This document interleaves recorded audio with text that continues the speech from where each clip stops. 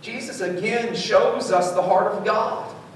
That rebukes are meant for correction, not condemnation.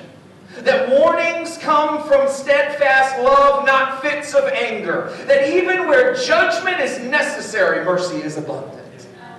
See, I think what we see in these speeches, in these conversations that Jesus has, I think that this is a picture of God that the Apostle Paul, who remember was a Pharisee. This is who Paul was. He was trained this way. This is how he lived. And this is the picture that he was painting when he wrote in Romans chapter 5, verse 20. Literally says, where sin abounded, grace overabounded.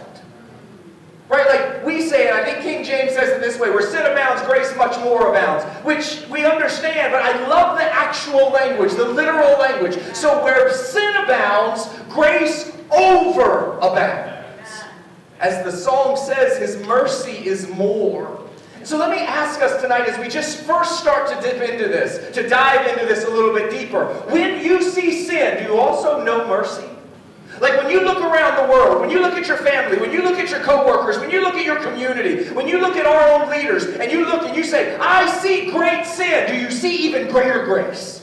Because that's what Paul said is presence. That where sin abounds, grace overabounds. Are you and I willing to have the eyes to see what God is doing and what God desires to do? Are we willing to long for patience so that there could be salvation? Or are we like those who want the hammer dropped, not recognizing that if it drops over there, it has to drop at my house too?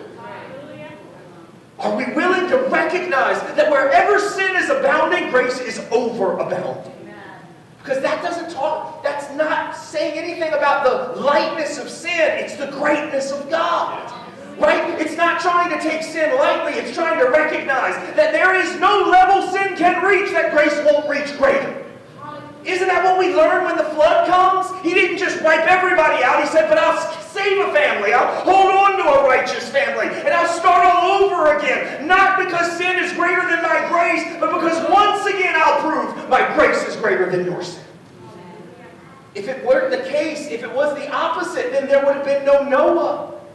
God would have started again with a brand new, fresh batch. That's what he would have done when he said he was willing to get rid of Israel and start over with Moses. And ultimately, what does God decide in that? What is Moses intercedes and God responds? And what is God's response? Their sin is great, my mercy is more. Their sin is abounding, but grace overabounds. As the people of God, one of our greatest callings, but I'll be honest with you, one of our neglected callings is to see grace even where there is sin.